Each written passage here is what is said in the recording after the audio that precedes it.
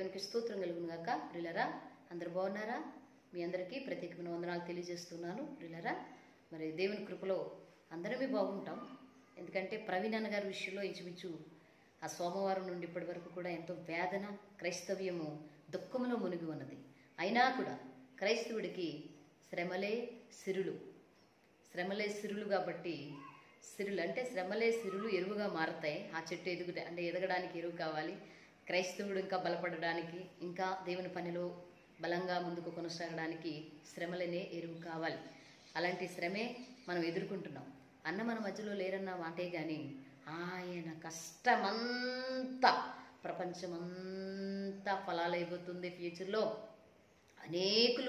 అనేకమైన వేల కోట్ల మంది ప్రవీణన్నలా పనిచేయబోతూ ఉన్నారు. ఆయన ప్రణాళిక అది.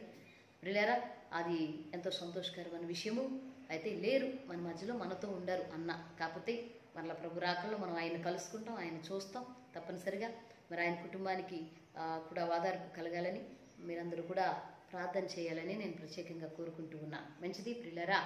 మరి నేటికాల సమయంలో ఒక వీడియో బాగా వైరల్ అయింది కదండి. ఒక పిల్లవాడు, కాలేజీ పిల్లవాడు, ఆ పిల్లవాడు మాట్లాడిన మాటలు నేను కూడా వీడియో చేయడం జరిగింది. చాలామంది దైవసేవకులు చేశారు. అయితే ఆ పిల్లవాడు ప్రవీణాన్నను చంపింది మేము మా జోలికి వస్తే ఊరుకోము అది ఇది అని చాలా మాట్లాడాడు. అవన్నీ మీరు విన్నారు. ఈరోజు ఉదయకాల సమయంలో నేను ఇందాక ఆరాధన అయ్యాక చూశాను. నేను మరలా యూట్యూబ్ ఛానల్ చూస్తే మరలా పిల్లవాడు ఒక వీడియో మరలా వైరల్ అవుతుంది. అందులో క్రైస్తవులందరూ నన్ను క్షమించాలి, క్రిస్టియన్స్ అంతా నన్ను మన్నించాలి, నేను తెలియక అవగాహన లేక మాట్లాడాను, అసలు ఆలోచన లేకుండా మాట్లాడేశాను, నన్ను క్షమించాలి, నాకు ఏ కులమైన ఏ మతమైన ఒకటే, మనుషులందరూ సమానమే అంట. ఆల్రెడీ మీరు చూసే ఉంటారు ప్రియులారా. అయితే ఆ పిల్లవాడు అలా క్షమాపణ చెప్పడం నేను ఉదయకాలం మళ్ళీ మధ్యాహ్నం ఆరాధన అయిన తర్వాత చూశాను. చాలామంది దైవసేవకులు ఆ యొక్క వీడియోకి స్పందించారు. ప్లీజ్ సారీ అండ్ క్రిస్టియన్ సోదరులు, ప్రత్యేకంగా క్రిస్టియన్ సోదరులను చెప్తున్నాను, సారీ అండి. నేను ఏదైతే మాట్లాడినాను తప్పు, నేను ఆ వర్డ్స్ అన్ని నేను రిటర్న్ తీసుకుంటున్నాను. ఇంకొకటి, నేను ఆ వీడియోలో నేను ఎవరిని ఉద్దేశించి మాట్లాడలేదు, మళ్ళీ నేను ప్రత్యేకంగా అయితే మాట్లాడలేదు. ఏదైనా మాట్లాడింది ఉంది అనుకుంటే మాత్రం సారీ. నాకు ఎవరో చెప్తే కానీ చేయలేదు, అది నేను అవగాహన లేకుండా చేశాను, సారీ. ఏదైతే మీడియా వాళ్ళు ఉన్నారో వాళ్ళు నాకు అడగడం తప్ప కానీ అడిగితే కానీ చెప్పలేదు. నాకు దాని గురించి అవగాహన కూడా లేదంటే వాళ్ళు ఈ సోయన్ షాట్ చెప్తే కానీ చేయలేదు. ఆ మీడియా వాళ్ళకి కూడా తెలుసు, అక్కడ ఉన్న ప్రత్యేకంగా పక్కన ఉన్న వాళ్ళు చూడొచ్చు. ప్లీజ్ నేను నేను ఇంకోసారి మాత్రం చెప్పను. నేను ప్రత్యేకంగా మన హిందూ సోదరులకు కూడా చెప్తున్నాను, ఏదైతే నేను దాంట్లో కూడా నేను తప్పుగా మాట్లాడుంటే సారీ. ఇద్దరికి నేను క్యాష్ ఫీలింగ్ అయితే నాకు లేదు. అందుకే, ఎందుకంటే నా బ్రదర్స్ సిస్టర్స్ అందరూ నాకు అన్ని క్యాష్లలో ఉన్నారు. నాకు ఏదైతే కాల్స్ కానీ మెసేజెస్ కానీ చేస్తున్నారో అందరికీ చెప్తున్నాను, నేను ఈ క్షమాపణ వీడియో ప్లీజ్ నన్ను చూసి నన్ను క్షమించండి. మన క్రిస్టియన్ సోదరులైనా సరే, నేను ఇంకోసారి మాత్రం మీకు నేనైతే ఇలా చేయను. ఇంకొకసారి క్షమాపణ అడుగుతున్నాను కోరుకుంటూ, ప్లీజ్ ఏమనుకోకండి. ప్లీజ్ క్రిస్టియన్ సోదరులు అందరికీ అడుగుతున్నాను, నన్ను క్షమించండి ప్లీజ్. ఏదైతే వీడియోస్ అయితే నాకు పెట్టారో యూట్యూబ్లో కానీ అవి ప్లీజ్ డిలీట్ చేయాలని కోరుకుంటున్నాను. ప్లీజ్ నన్ను క్షమించండి. ఇంకా నేను వచ్చేసి ప్రత్యేకంగా అడుగుతున్నాను, నా వీడియోస్ ఎవరైతే ట్రోల్ చేస్తున్నారో నాకు సారీ. నా వీడియోస్ ఎవరైతే ట్రోల్ చేస్తున్నారు కదా వాళ్ళని అందరికీ చెప్తున్నాను, నాకు తెలిసి మాత్రం చేయలేదు, ఎవరో పక్క నుండి చెప్పించాలని కూడా కాదు. నాకు అవగాహన అయితే లేదు కాబట్టి మాట్లాడుతున్నాను. ఏ క్యాష్ ఫీలింగ్ గురించి తనకు లేదు. నాకైతే కుల మతం వాళ్ళు లేరు. నాకైతే మెసేజ్ ట్యాగ్స్ ఇంటికి వచ్చి చేస్తున్నారు. ప్లీజ్ అవన్నీ ఆపేసేయండి, నాకు కాల్ చేయడం ఆపేయండి. నేనైతే వీడియో పెడుతున్నాను, ప్లీజ్ నాకు సపోర్ట్ చేయండి. నేను ఇప్పుడు ఏదైతే నేను మాట్లాడిన మాటలు ఉన్నాయో అవన్నీ వర్డ్స్ అన్ని బ్యాక్ తీసుకుంటూ క్రిస్టియన్ సోదరులకు కానీ మన హిందూ సోదరులకు అందరికీ క్షమాపణ అడుగుతూ, కావాలంటే మీరు ఇంకా ఎలా చేయమన్నా చేస్తాను కానీ దాని గురించి ఏం చేయమన్నా చేస్తాను కానీ ప్లీజ్ నాకు మాత్రం కాల్స్ అండ్ మెసేజెస్ ఇంటికి రావడం కానీ ప్లీజ్ చేయకండి. ప్లీజ్ తమ్ముడు, నేను ఒక విషయం చెప్తున్నాను. నువ్వు చిన్నపిల్లోడివి, చదువుకుంటున్నావు, ఇంకా బోల్డ్ భవిష్యత్తు ఉంది నీకు. బోల్డ్ భవిష్యత్తు, జీవితము, నిన్ను కన్నవారు, నీకున్నవారు, నువ్వు ఫ్యూచరు, నీ మీద ఒక బాధ్యత, నువ్వు చిన్నపిల్లడు కదా, నీకు అన్నీ తెలియ చెప్తున్నాను. అంత ఉంది తమ్ముడు నీ జీవితంలో, ఇంకా చాలా ఉంది. అప్పుడే ఏముంది నీ జీవితము, ఇప్పుడే పసిపిల్లడు కదా, తెలియక మాట్లాడు. అదే మేము అందరం అనుకున్నాం. చూసావు, ఒకవేళ అంటే నువ్వు తెలియక మాట్లాడినా క్రైస్తవులు ఎంతో ప్రేమిస్తారు తమ్ముడు, ఎంతో ప్రేమిస్తారు, ఎంతో ప్రేమ కలిగిన వారు. అది మేము ఆరాధిస్తున్న దేవుడు మాకు నేర్పించిన గుణగణాలవి, ఆ సుగుణాలవి.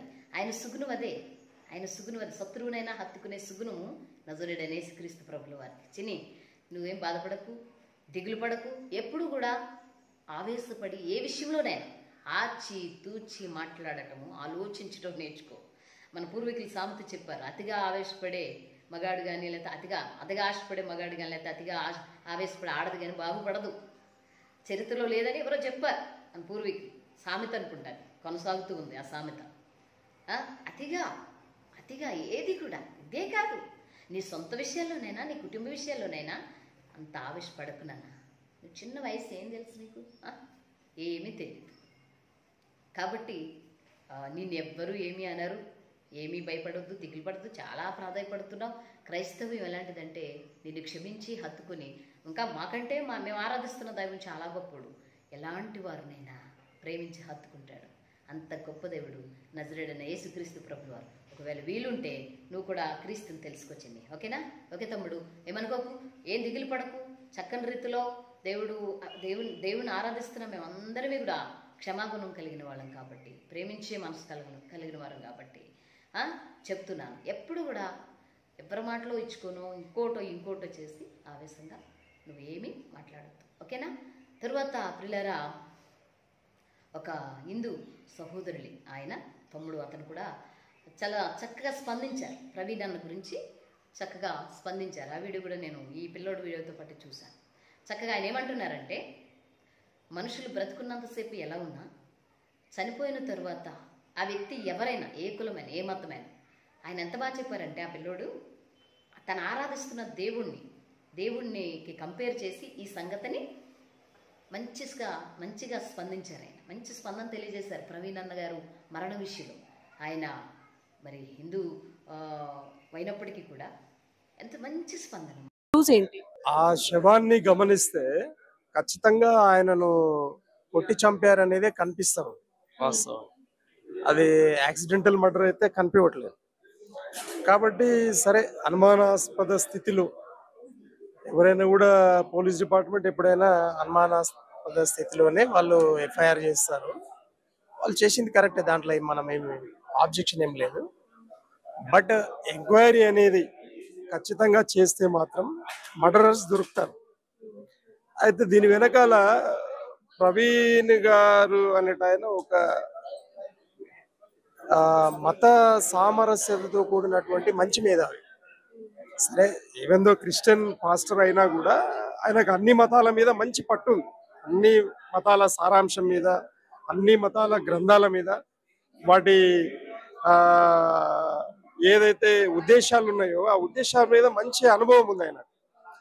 అయితే ఆ అనుభవాన్ని ఆయన కొన్ని సందర్భాలలో పంచుకునే విషయాలలో అవతలి వ్యక్తులు గెలవలేని పరిస్థితులలో ఆయనను ఇంకా మేము గెలవలేము అనే ఉద్దేశంతో ఇలాంటి పరిస్థితులను క్రియేట్ చేశారా అనేది ఒక అనుమానం ఉంది. నేను చాలా సంతోషించాను. ఆ తమ్ముడికి నా ప్రత్యేకమైన వందనాలు తెలియజేస్తున్నాను. ప్రవీణ్ అన్న గారు మాట చెప్పారు, నువ్వు మనిషిలో మతాన్ని చూడుకో, కులాన్ని చూడుకో, ఏ భేదాన్ని చూడుకో, మనిషిని మనిషిగా చూడని మా అన్న మాకు చెప్పారు. మనిషిని హిందువుగా చూడొద్దు, ముస్లింగా చూడొద్దు, క్రైస్తవుడిగా చూడొద్దు, బౌద్ధుడిగా చూడొద్దు, మనిషిని మనిషిగా చూడొద్దు. అది క్రైస్తవ్యం అంతా పాటిస్తుంది. చాలామంది హిందూ సహోదరులు తీసుకున్నారు దాన్ని, ఆ మాటను చాలామంది బాగా స్పందించారు. ఆ మాటకు చాలా బాగా ఇష్టపడ్డారు. ఆ అన్న అదే చెప్పాడు, మనిషిని మనిషిగా. ఈ తమ్ముడు కూడా ఇదే మాట్లాడుతున్నాడు, నాకు ఏ కులం అని లేదు, ఏ మతం అని లేదు, ఎవరని లేదు, మనిషి చనిపోయాడు. చాలామంది అలా ప్రవీణాన్ని గురించి ఈ స్పందన తెలిసేసాడని ఆ తమ్ముడిని ఫాలో అయ్యే వాళ్ళందరూ కూడా సగం మంది ఆగిపోయారంట. చూసారా ఎంత విచిత్రమో. కాబట్టి పిల్లరా గమనించి మంచి స్పందన ఆ పిల్లోడు తెలియచేశాడు. ఎందుకంటే మనిషిని మనిషిగా ప్రేమించినప్పుడు మానవత్వ విలువలు పెరుగుతాయి, తరగవు, మంటగలిసిపోవు. మానవత్వం కాలిపోతుంది, చిగురిస్తుంది. కాబట్టి దానికి నిదర్శనంగా ఇంకొక పెద్ద ఆయన, మరి ఆ యాంకర్ ఆ చెల్లి ఎవరో అడుగుతుంటే ఆ పెద్ద ఆయన్ని అడిగినప్పుడు ఆ పెద్ద ఆయన కూడా మంచిగా స్పందించారు. ఆయన కూడా మరి హిందుత్వంలో ఉన్న వ్యక్తి, మంచిగా ఎంత బాగా మాట్లాడారు ఆ పెద్ద ఆయన, ఎంత బాగా స్పందించారు ఆ ప్రవీణ్ అన్న దైవసేవకుని గురించి. ఎందుకంటే మానవరీతిగా ప్రేమను పంచి ఈ లోకంలో బ్రతికినంత కాలము ఒకరినొకరు ఆదరించుకుంటూ, ఒకరినొకరు ప్రేమించుకుంటూ, ఒకరినొకరిని మరి ఆ బాధల్లో ఆదుకుంటూ, కృంగిన వారిని లేవనెత్తుతూ, మనకు వచ్చిరాని జ్ఞానంతో వాళ్ళకి సహకారులుగా ఉంటూ, మనిషిగా బ్రతికితే భారతదేశమే కాదండి, ప్రపంచం కూడా ఎంతో బాగుంటుందండి. కానీ అది చాలామందికి లేదు. కానీ ఈ ఇద్దరు తమ్ముడికి, ఆ పెద్ద ఆయనకి కూడా ఉన్నది. ఆ బుల్లి తమ్ముడేమో నిన్న మాట్లాడాడు కదా, హిందూ పవర్ ఏదైనా అన్నారు కదా, ఆ తమ్ముడు ఏదో తెలియక మాట్లాడాడని చెప్తున్నాడు. మరి ఆ పిల్లవాడి విషయం కూడా నేను అదే చెప్తున్నాను. ప్రవీణ్ అన్న చేసిన తప్పేమీ లేదు. త్రాగుమతుడు మార్చాడు, వ్యభిచారిని మార్చాడు, దొంగను మార్చాడు, నరహంతకుల్ని మార్చాడు. ఆయన మంచి వాక్యాల ద్వారా, ఆయన యొక్క ప్రతిభ ద్వారా, అంటే దేవుని కృప అది ఆయనకి ఇచ్చింది. అలాంటి వాళ్ళందరినీ కూడా మంచి మార్గంలోనికి నడిపించిన వేకువ చుక్క, కాంతిగల నక్షత్రమైన ప్రవీణయ్య గారు. కాబట్టి పిల్లారా, ఇప్పుడు ఎవరైనా కూడా ఒక సాటి మనిషి, అది హిందువులా, ముస్లిమా, లేకపోతే క్రిస్టియనా, ఇంకొకలా కాదు, మానవత్వ విలువలు కాపాడుకుంటూ ఆ ప్రేమను మనము పంచుకుంటూ ఎదురుకి వెళ్ళిపోవాలి. అంతే తప్ప వేరొక మార్గంలో వెళ్ళకూడదని నేను తెలియజేస్తున్నాను. వారి యొక్క స్పందనకి నా హృదయపూర్వకమైన ధన్యవాదాలు తెలియజేస్తున్నాను. Praise the lord.